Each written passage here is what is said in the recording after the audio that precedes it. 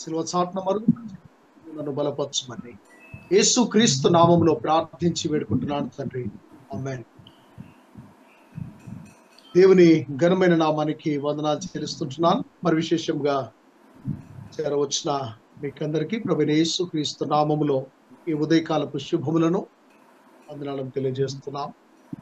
కొద్ది నిమిషములో దేవుని యొక్క మాటలను మనము విందాం. పరిశుద్ధ గ్రంథము నుండి యెషయా గ్రంథము 55వ అధ్యాయము 8-9 వచనములు గల దేవుని యొక్క వాక్యమును చదువుకుందాం. పరిశుద్ధ గ్రంథము నుండి ప్రవక్త అయిన యెషయా గ్రంథము 55వ అధ్యాయము 8వ వచనం ప్రారంభం. నా తలంపులు మీ తలంపుల వంటివి కావు, మీ త్రోవలు నా త్రోవల వంటివి కావు, ఇదే యెహోవా వాక్కు. ఆకాశములు భూమికి పైన ఎంత ఎత్తుగా ఉన్నవో మీ మార్గముల కంటే నా మార్గములు, మీ తలంపుల కంటే నా తలంపులు అంత ఎత్తుగా ఉన్నవి. స్నేహితులారా, దేవుని యొక్క మాటలను మనం ఒకసారి పరిశీలన చేసినప్పుడు ఇక్కడ రెండు రకములైన ఆలోచనలు మనకు కనబడుతున్నట్టుగా మనం చూస్తుంటున్నాం. రెండు రకములైన తలంపులు లేదా రెండు రకములైన త్రోవలు ఉన్నట్టుగా ఈ రెండు వచనాల్లో 8వ వచనంలోనేమో తలంపులు రెండు రకాలుగా కనబడుతున్నాయి. ఈ 9వ వచనానికి వచ్చేసరికి రెండు రకములైన మార్గములు కనబడుతూ ఉన్నట్టుగా మనం చూస్తున్నాం. ఒకటి దైవ సంబంధమైన ఆలోచన అయితే ఆధ్యాత్మిక పరమైనది ఒకటిగా ఉంటే, రెండవది మానవ సంబంధమైనది ఆలోచన లేదా శారీర సంబంధమైన లేక ప్రకృతి సంబంధమైన ఆలోచన ఉన్నట్లుగా మనం ఈ వచనాల్లో ఈ అధ్యాయంలో చూడగలుగుతూ ఉంటున్నాం. ఇక్కడ పరిశుద్ధాత్మ దేవుడు లేదా యెహోవా దేవుడు మాట్లాడుతున్నాడు. నా తలంపులు మీ తలంపుల వంటివి కాదు. అనగా దైవ తలంపులను ఒకసారి ఈ యొక్క దైవ సంబంధమైన ఆలోచనలు, దైవ సంబంధమైన తలంపులు ఏ విధంగా ఉంటాయో మనము కొన్ని నిమిషాలు మనము ధ్యానం చేసుకుందాం. ఆయన యొక్క తలంపులు తలంపు అనగా ఏదైనా ఒక ఆలోచన మన మనసులో మన మైండ్ లోనికి వచ్చినప్పుడు దాన్ని తలంపు అని అంటూ ఉంటాం. ఈ తలంపులు అనగా దేవుని యొక్క తలంపులు మానవుని యొక్క తలంపులు చాలా వ్యత్యాసం ఉన్నట్టుగా మనం చూస్తూ ఉంటాం. దైవ తలంపులకు ఆలోచన చేసినప్పుడు ఆయన ఒక ఆలోచనతో భూమి ఆకాశములను సృష్టించినట్టుగా మనం చూస్తాం. తనకు కలిగిన ఒక ఆలోచనతో సర్వ సృష్టిని ఆయన చేసినట్టుగా లేదా సృష్టిలో ఉన్న ప్రతి ఒక్కటిని చూసి ఆయన సంతోషించినట్టుగా 6 దినములు తన యొక్క పని చేశాడు. 7వ దినమున మానవుని నిర్మాణము చేసి ఆయన విశ్రమించినట్టుగా మనం చూస్తూ ఉంటున్నాం. ప్రియమైన స్నేహితులారా, ఈ యొక్క 6 దినముల సృష్టిని చూసినప్పుడు దేవుడిది చాలా బాగుంది అని ఆయన సంతోషించినట్టుగా మనం చూస్తూ ఉంటాం. అనగా దైవ ఆలోచన, ఒక ఆలోచన సర్వ సృష్టిని, ఈ భూమి ఆకాశములను దానిలో ఉన్న ప్రతి ఒక్కటిని సృష్టించడానికి ఉపయోగపడినట్టుగా మనం చూస్తుంటున్నాం. దానిలో మానవ నిర్మాణం దేవుని ఆలోచన ఉన్నతమైనదిగా, అది పవిత్రమైనదిగా, శ్రేష్టమైనదిగా ఉన్నట్టుగా మనం చూస్తూ ఉంటున్నాం.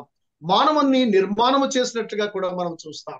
ఈ మానవ నిర్మాణాన్ని ఒకసారి ఆలోచన చేసినప్పుడు ఒక చిన్న అణువుగా ఉన్న మానవుడు తన యొక్క తల్లి గర్భములో పిండముగా రూపించబడి దినదినము ఎదిగి ఆయన తల్లి గర్భంలో నుంచి బయటికి వచ్చి చిన్న పిల్లవాడిగా లేదా యవనస్తుడిగా, పెద్దవాడుగా, వృద్ధుడుగా తిరిగి ప్రభు సన్నిధికి వెళ్ళేవానిగా ఉంటూ ఉంటున్నాడు. అలాగే ఒక్కొక్క దశలో దేవుని యొక్క కృప వారికి తోడుగా ఉండి చక్కటి ఆలోచనలతో ఒక వ్యక్తిగా, ఒక శక్తిగా అతడు మార్చబడినట్టుగా మనం చూస్తుంటున్నాం. ఆ ఆలోచన చూసినప్పుడు ఆశ్చర్యము కలుగుతున్నట్టుగా మనం చూస్తూ ఉంటాం. దైవ సృష్టిని చూసినప్పుడు ఆహా ఎంత బాగుంది, ఈ భూమిని, ఈ ఆకాశమును, ఆయన సృష్టించిన సృష్టిలో ఉంటున్న ఈ ఔన్నత్యాన్ని, ఈ సృష్టిలో ఉన్న అందాలను మనం చూసినప్పుడు చాలా ఆహ్లాదకరంగా మనం చూస్తూ ఉంటాం. ఎందుకంటే ఇక్కడ మనము చూసినప్పుడు కీర్తన గ్రంథములో 8వ కీర్తన 3వ వచనంలో మనం చూస్తూ ఉంటాం. ఆ కీర్తనలో అంటాడు, చక్కటి మాటను మనము చూసినట్టుగా మనం చూస్తాం. నీ చేతి పని అయిన నీ ఆకాశములను, నీవు కలగజేసిన చంద్ర నక్షత్రములను నేను చూడగా. దేవుడు కలగజేసినవి, దేవుని యొక్క చేతి పని అయిన ఈ యొక్క నీ చేతి పని అయిన నీ యొక్క ఆకాశమును నీవు కలగజేసిన నక్షత్రములను నేను చూడగా అంటాడు. అనగా దేవుని యొక్క ఈ చేతి పనులను, ఆయన చేసిన ఈ యొక్క భూమి ఆకాశములను, తన సృష్టిని చూసినప్పుడు భక్తుడు నాకు ఆశ్చర్యమును బలమును కలిగను అని కూడా ఆ వాక్యాల్లో మాట్లాడుతున్నట్టుగా మనం చూస్తుంటున్నాం. ప్రియమైన స్నేహితులారా, ఇక్కడ దేవుని యొక్క మాటలలో, ఆయన ఆలోచనలో ఇక్కడ చక్కగా మనకు కనబడుతున్నట్టుగా మనం చూస్తుంటున్నాం. దైవ ఆలోచన సృష్టి కార్యానికి నాంది పలికినట్టుగా, అది చాలా బాగుండాలని, అది అనేకులకు మేలు కలిగే ఒక స్థితిలో ఉండాలని దేవుడు తన యొక్క తలంపులను, నా తలంపులు, దేవుని యొక్క తలంపు అది అనేకులకు శ్రేయస్కరంగా ఉంటూ ఉంటుంది. ఆయన ఆలోచించినాడు అంటే, ఆయన తలంచినాడు అంటే ఎవరికి కూడా హాని లేకుండా అనేకులు ఆశీర్వాదకరంగా ఉండుటకు, అనేకులు దీవెనకరంగా ఉండుటకు దేవుని యొక్క కృప తోడుగా ఉన్నట్టుగా మనం చూస్తూ ఉంటాం. అదే రెండవదిగా మీ తలంపులు అంటాడు. నా తలంపులు మీ తలంపుల వంటివి కావు. మానవ తలంపులు అవి కొన్ని పరిమితం కలిగినట్టుగా ఉంటాయి. ప్రకృతి సంబంధమైన, మానవ సంబంధమైన ఆలోచనలు మనము, ఈ శరీర సంబంధమైన ఆలోచనలు మనం ఆలోచించినప్పుడు అది ఇహ సంబంధమైనదిగా ఉన్నట్టుగా మనం చూస్తూ ఉంటున్నాం. మన ఆలోచనలకు ఒక లిమిట్ అనేది ఉంది. ఒక ఆలోచనలకి, మన ఆలోచన శక్తికి కొంచెము పరిమితి కలిగి మనం ఉన్నట్టుగా మనం చూస్తుంటున్నాం. దైవ ఆలోచనలకు లేదా దైవ తలంపులకు అది పరిమితి లేనట్టుగా, ఆయన అంతటా ఒకేసారి అంతటా ఆయన దృష్టించి చూసే దేవునిగా కనబడుతూ ఉంటున్నాడు. లేదా ఆయన యొక్క విజన్ అది ప్రపంచమంతా లేదా సర్వ సృష్టిని ఆయన ఏలే విజన్ గా లేదా చూసేవానిగా ఆయన కనబడుతూ ఉంటున్నాడు. కానీ మనము కొంత మానవులమైన మన యొక్క ఆలోచన అది కొంతవరకే ఉంటుంది. కొంతవరకే మన తలంపులు, మనము ఆలోచించే ఆలోచనలకు కొన్ని అవధులు ఉన్నట్టుగా మనం చూస్తుంటున్నాం. రెండవదిగా ఆ ఆలోచన స్వార్థపైనమైనదిగా మనకు కనబడుతూ ఉంటుంది. మొదటిగా నేను బాగుపడాలని, లేదా నా కుటుంబము, నా తల్లిదండ్రులు, లేదా నా తోబుట్టువులు, లేదా నా పిల్లలు, నా యొక్క సమస్తము నేను మొదట అభివృద్ధి చెందాలని ఒక మానవ ఆలోచనను మనం చేస్తూ ఉంటున్నాం. ఒక స్వార్థపరమైన ఆలోచనగా, లేదా అది పరిమితమైన ఆలోచనగా, ఇహ సంబంధమైన ఆలోచనగా మనకు కనబడుతున్నట్టుగా మనం చూస్తాం. కానీ దేవుని యొక్క తలంపు, దేవుని యొక్క ఆలోచన అది సర్వ విధాలుగా అనేక ప్రజలకు అది ఆశీర్వాదకరముగా ఉన్నట్టుగా మనం చూస్తూ ఉంటున్నాం. కనుక ఇక్కడ రెండు రకములైన ఆలోచనలు మనకు కనబడ్డాయి. రెండవదిగా రెండు రకములైన త్రోవలు కూడా ఉన్నట్టుగా మనం చూస్తూ ఉంటున్నాం. ప్రియమైన స్నేహితులారా, ఇక్కడ మనము ఆలోచన చేసినప్పుడు రెండు రకాలైన త్రోవలు ఉన్నాయి. ఆకాశములు భూమికి పైన ఎంత ఎత్తుగా ఉన్నవో మీ మార్గముల కంటే నా మార్గములు, మీ తలంపుల కంటే నా తలంపులు అంత ఎత్తుగా ఉన్నవి అని దేవుని యొక్క మాటలు మనకు సెలవిస్తుంటున్నాయి. ఆకాశము భూమిని చూసినప్పుడు వాటి మధ్య ఎంతో వ్యత్యాసం ఉన్నట్టుగా మనకు కనబడుతుంటుంది. ఆకాశము ఎత్తులో కనబడుతుంటుంది, భూమి కింద మనకు కనబడుతున్నట్టుగా మనం చూస్తుంటున్నాం. అనగా దేవుని యొక్క ఆలోచన అది ఉన్నతమైనదిగా, అది శ్రేష్టమైనదిగా, అది పరిశుద్ధమైనదిగా, అది పవిత్రమైనదిగా కనబడుతూ ఉంటుంది. మానవుని యొక్క ఆలోచన అది పరిమితి కలిగినదిగా, అది కొంచెంగా కనబడుతున్నట్టుగా మనం చూస్తుంటున్నాం. కనుక ఆయన మార్గములను చూస్తే దైవ మార్గము అది సరి అయిన మార్గము, అది పరిశుద్ధమైన మార్గం, అది పవిత్రమైన మార్గముగా దేవుని యొక్క మార్గములు కనబడుతూ ఉంటే అది పరలోకమునకు రహదారి వంటిదిగా దేవుని యొక్క మార్గము ఉన్నట్టుగా మనం చూస్తున్నాం. మనము ఈ లోక సంబంధముగా మనము ఫర్ ఎగ్జాంపుల్ మనం ఆలోచన చేసినప్పుడు రెండు రకములైన ఇక్కడ త్రోవలు మనము ఆలోచన చేసినప్పుడు ఈ రెండు రకాల త్రోవల్లో మనము మన యొక్క గవర్నమెంట్ వారు రెండు రకాలుగా పిలుస్తారు. ఒకటి స్టేట్ హైవేస్ అనగా రాష్ట్ర రోడ్ రవాణా సంస్థ అని, లేదా నేషనల్ హైవే అనగా ఈ రెండు రకములైన ఈ యొక్క దారులను మనము చూస్తూ ఉంటాం. ఈ యొక్క రాష్ట్ర హైవే లేదా నేషనల్ హైవేను మనం ఆలోచన చేసినప్పుడు ఈ నేషనల్ హైవే చాలా స్మూత్ గా లేదా విశాలమైన దారిగా అది చక్కగా దానిపైన ప్రయాణం చేస్తున్నప్పుడు మన ప్రయాణం యొక్క అలసట మనది కనబడకుండా మనము సక్రమముగా చాలా త్వరగా మన గమ్యస్థానాన్ని చేరుటకు మనకు అది అనువుగా చక్కగా అది తీరమును చేర్చడానికి సులభముగా ఉన్నట్టుగా మనం చూస్తూ ఉంటాం. ఎంతో హై స్పీడ్ లో కూడా మనం ఆ మార్గంలో చక్కగా మనము చేరవలసిన స్థలాన్ని మనం చేరుతూ ఉంటాం. కానీ ఈ రాష్ట్రీయ లేదా ఈ యొక్క ఆ రోడ్లను మనం ఆలోచన చేస్తే ఇవి గరుకులుగా చిన్నగా ఉంటాయి, లేదా బంకర్లుగా ఉంటాయి, లేదా ఈ యొక్క ఎత్తు పల్లములు అవి ఉన్నట్టుగా మనం చూస్తూ ఉంటాం. ప్రియమైన స్నేహితుడా, ఎప్పుడైతే ఈ యొక్క దారి విశాలము లేదా దారి ఎప్పుడైతే స్మూత్ గా అది వెళ్ళడానికి అది అనువుగా ఉంటుందో ఆ దారినే మనం ఎంపిక చేసుకొని ఆ దారిలోనే మనం ప్రయాణం చేస్తూ ఉంటాం ఈ లోక ప్రయాణంలో, ఈ లోక సంబంధమైన స్థితిలో. కానీ ఎవరు కూడా ఈ గరకుల దారి లేదా ఇరుకైన దారిలో లేదా ఆ యొక్క పరిమితి కలిగిన దారిలో ప్రవేశించడానికి ఇష్టపడరు. కనుక ప్రియమైన స్నేహితుడా, ఈ లోక సంబంధమైన ఆలోచనలో ఏ విధంగానైతే మనము ఒక విశాలమైన ఒక చక్కటి రహదారి పైన ప్రయాణం చేయడానికి ఆశపడుతూ ఉంటామో, దైవ సంబంధమైన ఆలోచనలు, దైవ సంబంధమైన తలంపులు ఒక క్రైస్తవ విశ్వాసిగా క్రీస్తును అంగీకరించిన బిడ్డగా ఉన్న నీవు నేను మన యొక్క తలంపులు ఏ విధంగా ఉన్నాయి? మన తలంపులు ఈ మానవ తలంపులైతే ఇవి స్వార్థముతో కూడుకున్న తలంపులు. మన తలంపులు ఇతరులకు హాని కలిగించేవి, లేదా అవి కొంతవరకే పరిమితంగా ఉంటాయి. కొంతవరకే మనము ఒక ప్రాజెక్ట్ ని చేయగలుగుతూ ఉంటాం. ఒకేసారి మనము అనేకమైన ప్రాజెక్ట్స్ మనం చేయలేము. కనుక దైవ సంబంధమైన తలంపు లేదా దైవ సంబంధమైన ఆలోచన అయితే అది ఉన్నతంగా ఉంటుంది, అది శ్రేష్టమైనదిగా ఉంటుంది, అది దానిలో మనకు ఫలితం ఉన్నట్టుగా మనం చూస్తూ ఉంటాం. కనుక మనము దేవుని యొక్క ఆలోచనలను, ఆయన మార్గములను, భూమికి ఆకాశములు ఎంత ఉన్నతముగా ఉన్నాయో మీ మార్గముల కంటే నా మార్గములు, మీ తలంపుల కంటే నా తలంపులు అంత ఉన్నతంగా ఉన్నాయని దేవుని యొక్క మాటలు మనకు సెలవిస్తున్నాయి. దైవ నడిపింపు లేదా దేవుని యొక్క మార్గములో మనము ప్రయాణించే వారముగా ఉండాలి. క్రీస్తు మార్గం. చాలా మంది అంటారు, అనగా ఈ క్రిస్టియానిటీ అనేది ఇది మతము కాదు, కానీ ఇది ఒక మార్గము.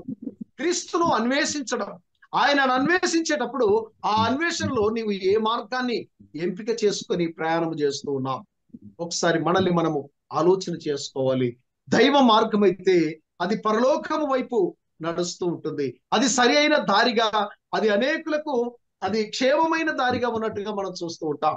కానీ ఈ యొక్క మానవుని యొక్క తలంపు లేదా మానవుని యొక్క మార్గం అయితే అది చివరికి తీసుకొని వెళ్ళి అది ఎక్కడో ఒక దగ్గర మన యొక్క ప్రయాణాన్ని ఆపేస్తుంది, లేదా నరకములకు, లేదా ఈ లోక సంబంధమైన కోరికల వైపు, ఆశల వైపు, ఆలోచనల వైపు మన పరుగును మనము ప్రారంభించవలసిన వారంగా ఉంటాం.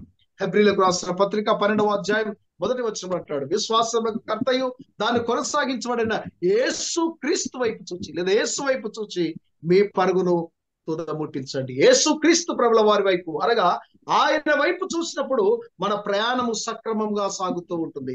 మన గమ్యస్థానము, మన యొక్క గమ్యము క్రీస్తు గనుక ఆ క్రీస్తు న్యాయపీఠం ఎదుటకి లేదా ఆ పరలోక రాజ్యానికి ప్రయాణించే ఒక ప్రయాణికునిగా నీవు నేను ఉండాలని దేవుడు ఈరోజు ఆయన కోరుతూ ఉన్నాడు. అందుకే ఈ రోజు ఆయన మనతో మాట్లాడుతున్నాడు.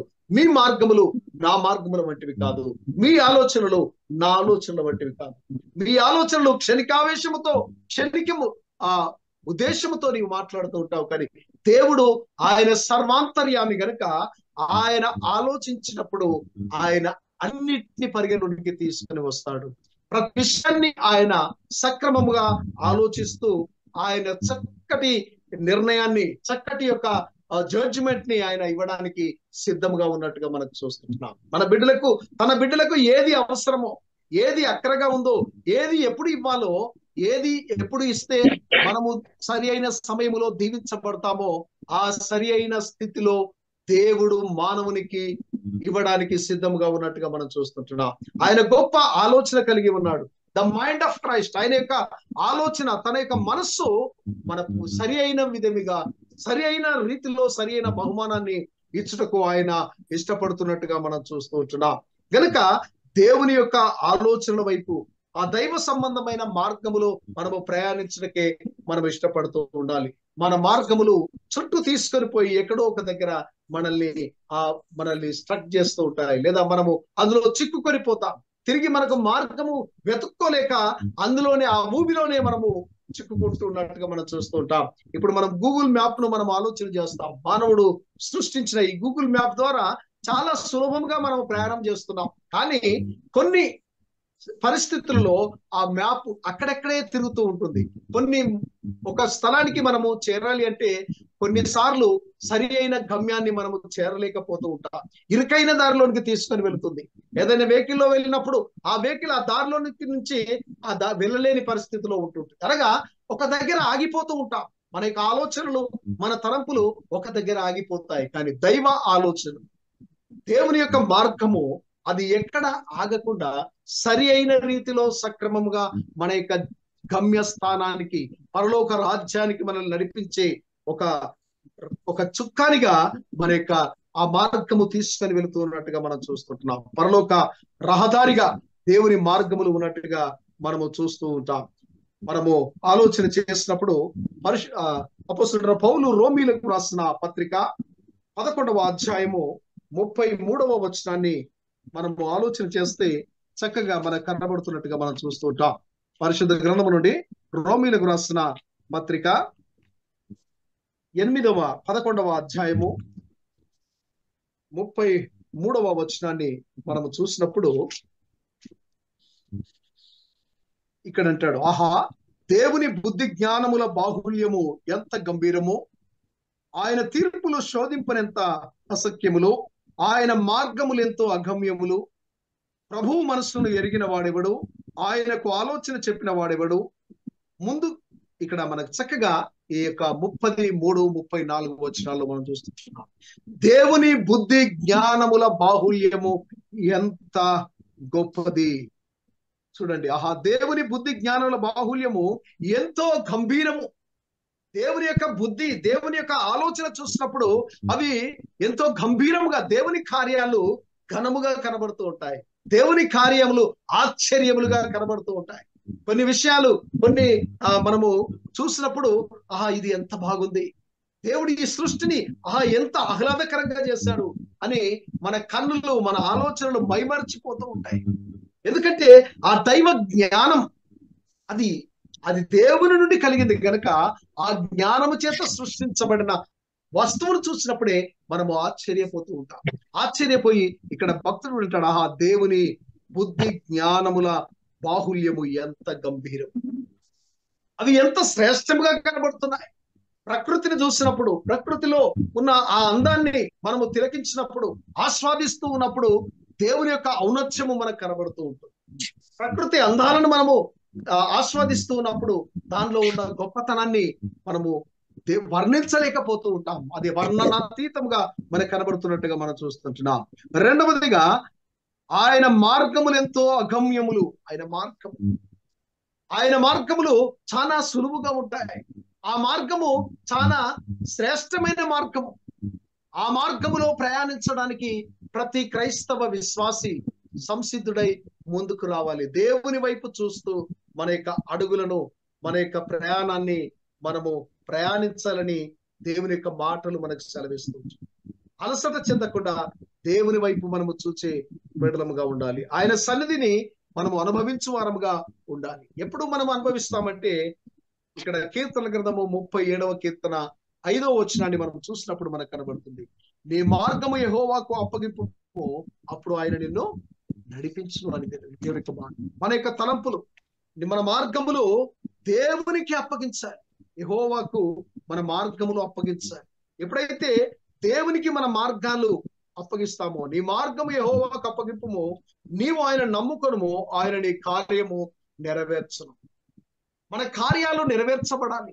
మనము సఫలీకృతము కావాలి అంటే, మనము ఆశీర్వదించబడాలి అంటే, మనము మొదటిగా దేవుని యందు నమ్మకం ఉంచాలి, దేవుని యందు విశ్వాసం ఉంచాలి.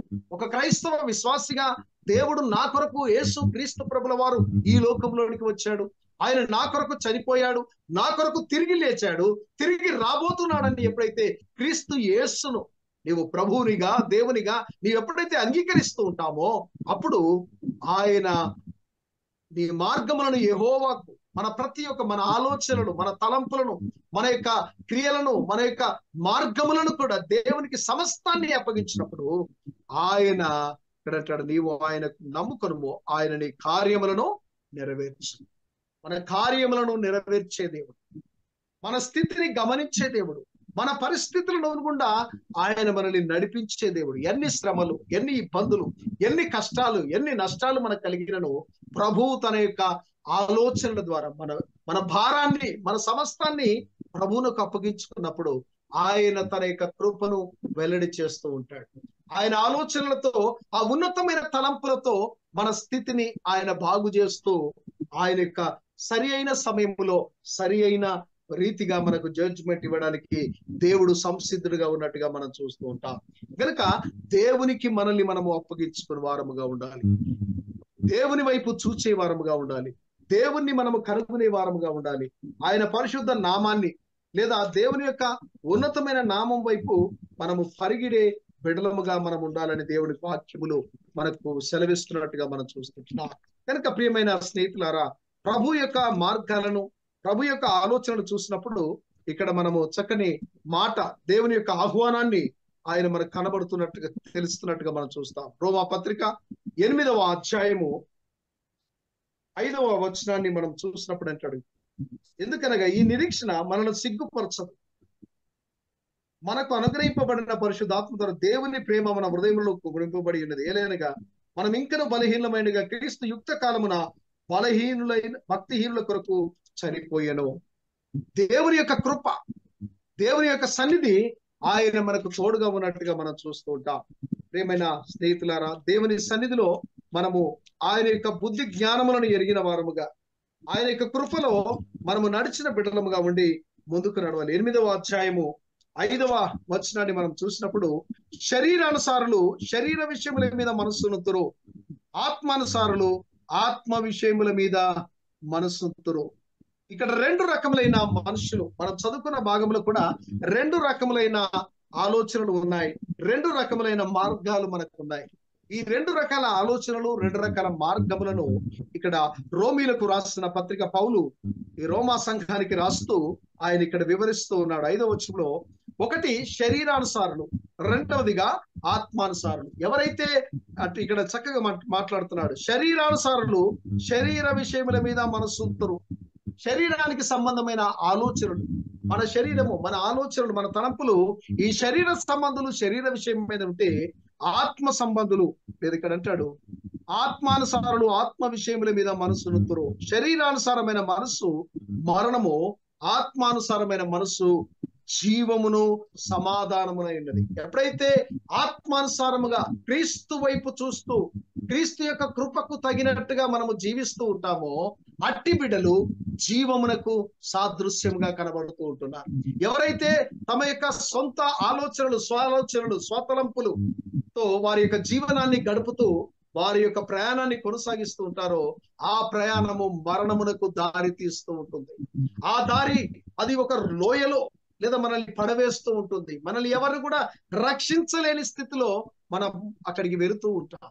ప్రియమైన స్నేహితులారా, ఇక్కడ మనం ఏ స్థితిలో ఉన్నాం? ఆత్మానుసారులు అనగా క్రీస్తు యొక్క ఆత్మను మనం కలిగి ఉంటే ఆయన సరి అయిన మార్గములో ప్రభు చెంతకు మనము చేరుతూ ఉంటాం. మనం అది జీవాన్ని కలగజేస్తూ ఉంటుంది. అదే మన మనస్సును సమాధానం లేని స్థితిలో ఉన్న మనకు ఒక సమాధానాన్ని కలగజేసే మాటగా, సమాధానాన్ని ఇచ్చే దేవుని యొక్క కృప మనకు తోడుగా ఉన్నట్టుగా మనం చూస్తుంటున్నాం. లేదా శరీరాన్ని అనుసరించి శరీరం యొక్క కోరికలను, శరీరం యొక్క ఇచ్చల ప్రకారము ఈ లోకంలో జీవనాన్ని గడుపుతూ ఉంటే, ఆ శరీర ఇచ్చలు చివరికి మనల్ని మరణానికి అవి తీసుకొని వెళ్తాయని దేవుని యొక్క మాటలు మనకు సెలవిస్తున్నట్టుగా మనం చూస్తుంటున్నాం.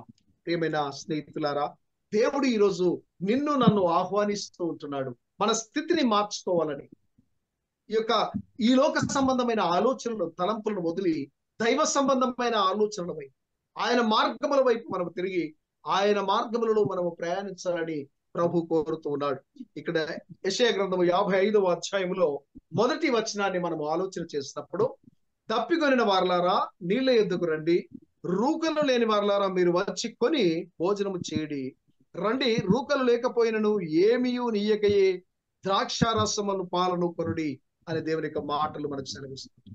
తప్పికొనిన వారలారా, ఎవరైతే దప్పిక కలిగి, ఆత్మీయమైన దప్పిక, శరీరానుసారమైన దప్పిక కాదు కానీ ఆత్మీయానుసారమైన దప్పికను మనము కలిగి ఉన్నాం. ఎవరైతే దేవుని వైపు తృష్ణకొని, ఎవరైతే దుప్పి నీటి వాగుల కొరకు ఆశపడినట్లు, దేవా నేను నీ కొరకు నేను తృష్ణగొనుచున్నాను, ఆశపడుచున్నానని దావీదు భక్తుడు తన యొక్క ప్రార్థన చేస్తూ ఉంటున్నాడు దేవునికి. అవును, ఈ యొక్క మన జీవితంలో మనము ప్రభు వైపు చూస్తూ ఒక దప్పి కలిగిన వారముగా ఉండాలి. అందుకంటాడు, దప్పికొనిన వారలారా నీళ్ళ యొద్దకు రండి. ఈ వాక్యం అనే ఈ నీటి యొద్దకు ఎప్పుడైతే మనము వస్తామో, ఎప్పుడైతే ఆ నీటిని, వాక్యాన్ని మనము మన హృదయములో నింపుకుంటామో, ఆ వాక్యాన్ని మనము ఆస్వాదిస్తామో, ఆ వాక్యము మన శరీర రోగములను బాగు చేస్తూ ఉంటుంది. ఆ వాక్యము మన యొక్క జీవితాన్ని, ఆ వాక్యము మనల్ని బ్రతికిస్తూ ఉంటుంది. ఆ వాక్యము మనలో జీవాన్ని కలుగజేస్తూ ఉంటుంది. ఎందుకంటే ఇక్కడ మనం చదువుకున్న ఆ వాక్య భాగంలో 10వ వచనాన్ని చూస్తే మనకు కనబడుతుంది.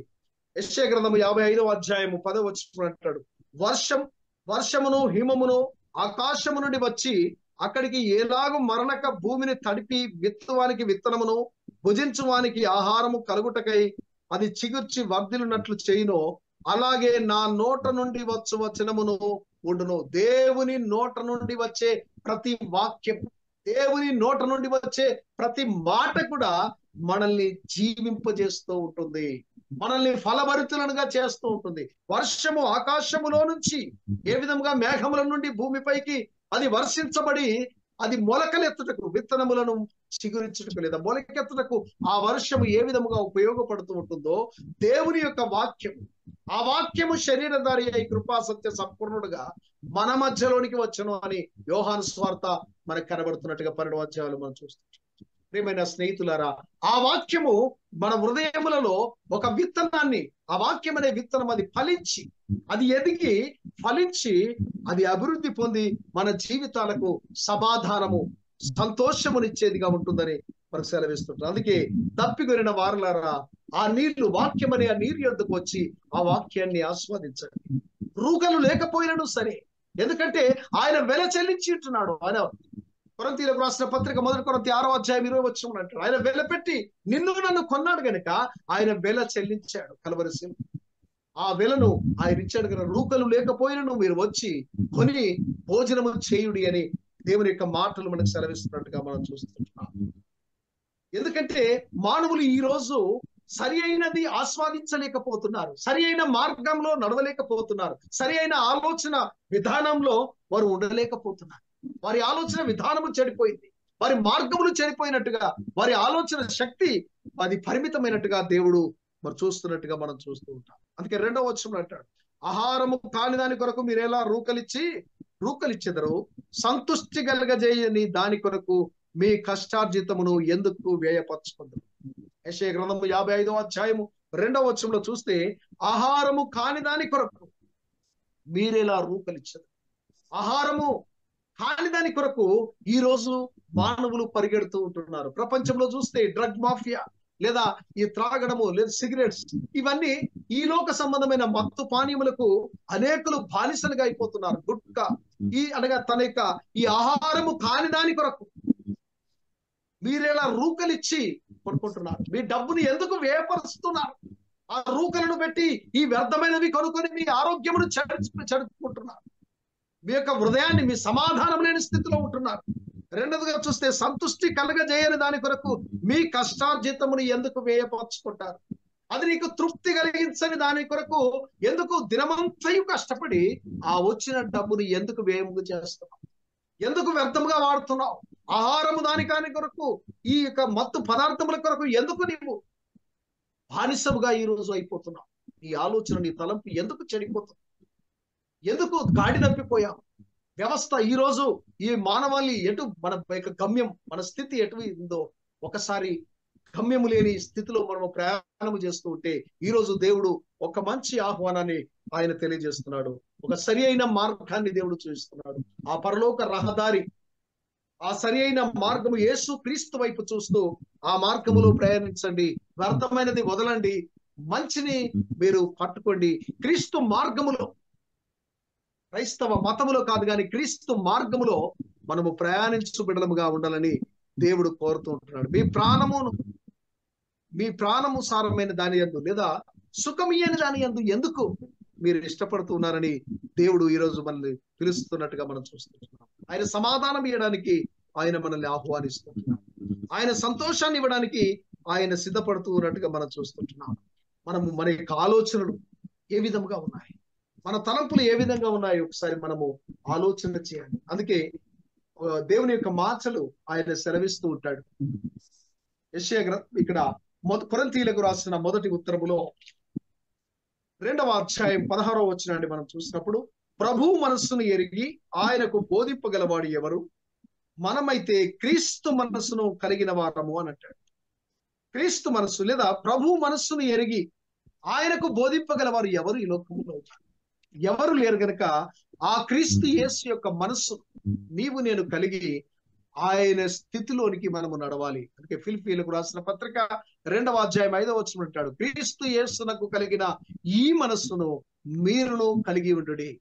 ప్రతి ఒక్కరు ఆయన మార్గములో నడిచే ప్రతి ఒక్కరు, నువ్వు నేను మనందరము కూడా క్రీస్తు న్యాయపీఠం ఎదుట ఉన్నప్పుడు ఆయన సన్నిధిలోనికి మనము సక్రమంగా నడుచు బిడ్డలముగా ఉండాలి. ఆయన సన్నిధిలో ఆయనను ఆహ్వానించే బిడ్డలముగా, ఆయన పిలుపును కైకొనే బిడ్డలముగా మనం ఉన్నప్పుడు దేవుడు మనల్ని దీవిస్తూ ఉంటాడు. అందుకే ఆయన మనస్సును ఎరిగిన వారముగా ఉండాలి. రెండవదిగా యాకోబు రాసిన పత్రిక మొదటి అధ్యాయం, యాకోబు రాసిన మొదటి ఉత్తరము 8వ వచనంలో చూస్తే ఇక్కడ డబుల్ మైండెడ్ మనుషులు లేదా ద్విమనస్తత్వము కలిగిన మనుషులు మనకు కనబడుతూ ఉంటారు. అట్టి మనుషుడు ద్విమనస్కుడై తన సమస్త మార్గములందు అస్థిరుడు గనక ప్రభు వలన తనకేమైనాను దొరుకునని తలంచుకొనరాదు. ఎవరైతే ప్రభు సన్నిధికి వస్తూ ఉంటారో, దేవుని ఆహ్వానాన్ని అందుకొని వస్తున్న నీకు నాకు ఇక్కడ ఒక సవాలుగా లేదా ఈ మాట మనకు కనబడుతున్నట్టుగా మనం చూస్తుంటున్నాం. అట్టి మనుషుడు ద్విమనస్కుడై, అంటే ద్విమనస్కుడు అనగా 2 రకముల చంచల మనస్సు. అది స్థిరమైనదిగా ఉండదు. అది క్షణానికి తన యొక్క దిశను మార్చుకుంటూ, క్షణానికి తన మార్గములను మార్చుకుంటూ వెళ్ళిపోతూ ఉంటారు. అట్టి వారి గురించి అంటాడు, అట్టి మనుషుడు ద్విమనస్కుడై తన సమస్త మార్గములందు అస్థిరుడు గనక ప్రభు వలన తనకేమైనాను దొరుకునని తలంచుకొనరాదు. ప్రభు దగ్గరికి వస్తే ఏదైనా దొరుకుతుందని ఆశించి రాకూడదు.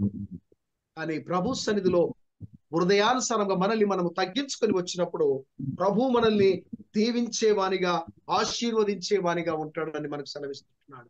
యాకోబు రాసిన ఆ పత్రికలో 4వ అధ్యాయము 8వ వచనాన్ని చూస్తే, దేవుని యొద్దకు రండి, అప్పుడు ఆయన మీ యొద్దకు వచ్చును.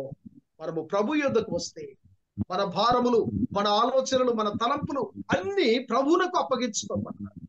37వ కీర్తనలో మనం చూసాం. 37వ కీర్తనలో 5వ వచనం అంటాడు, నీ మార్గములన్నీ దేవునికి ఎప్పుడైతే అప్పగించుకొని నీవు దేవునికి సరెండర్ అయి ఆయన సన్నిధికి వస్తావో అప్పుడు అంటున్నాడు, మీరు దేవుని యొద్దకు రండి, అప్పుడు ఆయన మీ యొద్దకు వచ్చు. ఇవి ఎప్పుడైతే దేవుని యొద్దకు వస్తాడో దేవుడు ఈ రోజు మన యొద్దకు రావడానికి సిద్ధంగా ఉంటున్నాడు. ఆయన మన యొద్దకు రావడమే కాదు కానీ మన స్థితిని మార్చబోతున్నాడు, మన ఆలోచన శక్తిని మార్చబోతున్నాడు, మన తలంపులను మార్చబోతున్నాడు, మన కోరికలను సిద్ధింపజేయబోతున్నాడు, మన యొక్క జ్ఞానాన్ని ఆయన పెంపొందించడానికి సిద్ధంగా ఉంటున్నాడు. కనుక ప్రియమైన స్నేహితులారా, మనము దేవుని యొద్దకు వచ్చినప్పుడు దేవుడు మన యొద్దకు వస్తాడు. పిలిస్తే పలికే దేవుడు, మాట్లాడితే మాట్లాడే దేవుడు. ఆయన నాకు నువ్వు మొరపెట్టు, నేను నీకు ఉత్తరం ఇస్తానంటున్నాడు. కనుక ఇక్కడ దేవుని యొద్దకు రండి, అప్పుడు ఆయన మీ యొద్దకు వచ్చును. పాపులారా, మీ చేతులను శుభ్రము చేసుకుని, ద్విమనస్కులారా మీ హృదయములను పరిశుద్ధపరచుకునండి. ప్రభు యొద్దకు వెళదామన్నప్పుడు మనకి ఈ మురికిగా ఉన్న స్థితిని నుండి పరిశుద్ధమైన స్థితిలోనికి మనము మలచబడాలి. ఎవరైనా ఒక ఉన్నతమైన వ్యక్తి మన దగ్గర వస్తున్నాడని మనకి ఎప్పుడైనా వర్తమానం పంపినప్పుడు మనము చాలా సంసిద్ధపడుతూ ఉంటాం. లేదా మన ఇంటికి వస్తున్నాడు అనుకున్నప్పుడు మన ఇల్లును చాలా శుభ్రముగా దాన్ని తుడిచి ఊడ్చి ప్రతి వస్తువు ఎక్కడెక్కడ ఉండాలో అడ్డుగా ఉండకుండా చక్కగా అమర్చి ఆ వ్యక్తి కొరకు మనము ఎదురు చూస్తూ ఉంటాం, ఎప్పుడు వస్తాడా అని, ఏ టైంలోనైనా రావచ్చు అని మనము సంసిద్ధముగా ఉంటూ ఉంటాం. దేవాది దేవుని యొద్దకు వెళుతున్న నీవు నేను మన పాపలు మన చేతులు ఈ పాపము చేత ఇవి మురికిగా ఉన్నాయి. ఇక్కడ అంటున్నాడు, మీ చేతులను శుభ్రము చేసుకొనుడి, శుభ్రపరచుకోవాలి. శుభ్రమనగా మనం స్నానము ఏ విధంగా అయితే స్నానము ద్వారా మన శరీరములో ఉన్న ప్రతినిత్యము ఉన్న ఈ యొక్క అలసటగా ఉన్నప్పుడు మనం స్నానం చేస్తూ రిలాక్స్ అవుతూ ఉంటాం, లేదా శరీరానికి ఉన్న మురికిని తొలగించుకోవడానికి కాళ్ళు చేతులు కడుగుతూ ఉంటాం. ఇవి ఎప్పుడైతే శుభ్రంగా చేసుకుంటాం, అందుకే అంటున్నాడు, పాపులారా మీ చేతులను శుభ్రముగా చేసుకునండి. విమనస్కులారా మీ హృదయములను పరిశుద్ధపరచుకోండి. మీ చేతులు కాలే కాదు కానీ మీ హృదయము అంతరంగములో దేవుడు సత్యమును కోరుతూ ఉన్నాడు. నీవు సత్యము కలిగి ఎల్లప్పుడూ సత్యము చెప్పు బిడగా ఉండాలి. సమాధాన స్థితిలో ఉండాలి. అంటే హృదయములో ఉన్న కల్మషాన్ని తీసివేయబడే స్థితిలో ఉండాలి. దేవునికి ఇష్టానుసారమైన బిడలుగా ఉన్నప్పుడు దేవుడు మన స్థితిని మార్చబోతున్నాడు. దేవుడు మనతో మాట్లాడడానికి సిద్ధంగా ఉన్నాడు. చివరిగా యెషయా గ్రంథము 1వ అధ్యాయము 16-17 వచనంలో చూస్తే, మిమ్మును కడుగుకొనుడి, శుద్ధి చేసుకొనుడి, మీ దుష్క్రియలు నాకు కనబడకుండా వాటిని తొలగింపుడి, కీడు చేయటం మానుడి, మేలు చేయ నేర్చుకొనుడి, న్యాయము జాగ్రత్తగా విచారించుడి, హింసించుచున్న వారిని విడిపించుడి, తండ్రి లేని వారికి న్యాయము తీర్చుడి, విధవరాలి పక్షమున వాదించుడి అంటాడు. చక్కటి మాటలు దేవుడు. మిమ్మును మీరు కడుగుకొనండి, మీరు పవిత్రపరచుకోండి, స్నానము చేయండి. అనగా క్రీస్తు యేసు యొక్క రక్తము చేత, ఆయన రక్తములో మనము క్రీస్తు రక్తము మన పాపముల నుండి మనల్ని విడిపిస్తూ ఉంటాం. ఆయన యొక్క రక్తములో మనము శుద్ధి చేయబడి, మీ దుష్క్రియలు నాకు కనబడుచున్నాయి కనుక వాటిని తొలగింపుడి, కీడు చేయటం మానండి, మేలు చేయడము నేర్చుకోండి. ఇతరులకు, మన తోటి వారికి మనం ప్రేమ కలిగి ఇతరులను ప్రేమించడము నేర్చుకోండి. విధవరాళ్ళ పక్షం, లేదా తండ్రి లేని వారి పక్షం, లేదా మన యొక్క అవసరతను కోరి వచ్చిన వారి పక్షం మనం నిలబడి వారికి న్యాయము తీర్చడానికి మీరు జాగ్రత్తగా మిమ్మల్ని మీరు సంసిద్ధము చేసుకోండి. ప్రభు యొద్దకు రండి, ఆయన మీ యొద్దకు వస్తాడు. ఆయన మీ యొక్క కోరికలను, మీ తలంపులను సిద్ధింపజేస్తాడు. ఆయన తలంపులు ఉన్నతమైన గనుక ఆ ఉన్నతమైన తలంపుల చింతకు వచ్చినప్పుడు ప్రభు ఉన్నతమైన దీవెనలు, ఉన్నతమైన ఆశీర్వాదములు మనకి ఇవ్వబోతున్నాడు. ప్రియమైన స్నేహితుడా, ప్రభు యొద్దకు వద్దాం, మన హృదయములను కడుక్కుందాం, మన మనస్సులను కడుక్కొని ప్రభు సన్నిధికి వచ్చినప్పుడు దేవుడు మన యొక్క హృదయములను, మనస్సులను, ఆలోచనలను సరిచేసి ఆయన కృపతో మనల్ని నింపుతాడు. అట్టి కృప పరిశుద్ధాత్మ దేవుడు మనకు అనుగ్రహించును గాక. ఆమేన్. పరిశుద్ధుడా, మహా కనికరం కలిగిన మా తండ్రి, మహోన్నతుడి దేవా, ఈ కొద్ది నిమిషములు నీ మాటలు మేము ధ్యానించి ఉండగా మాతో మీరు మాట్లాడాలని మేము నమ్ముతుంటున్నాం. నీ కృపలో మమ్మల్ని అందరినీ దీవించి నీ ఆత్మతో మమ్మల్ని నడిపించమని మా ప్రభువైన యేసు క్రీస్తు నామములో ప్రార్థించి వేడుకుంటున్నాను తండ్రి. ఆమేన్. ఆమేన్. ఆమేన్.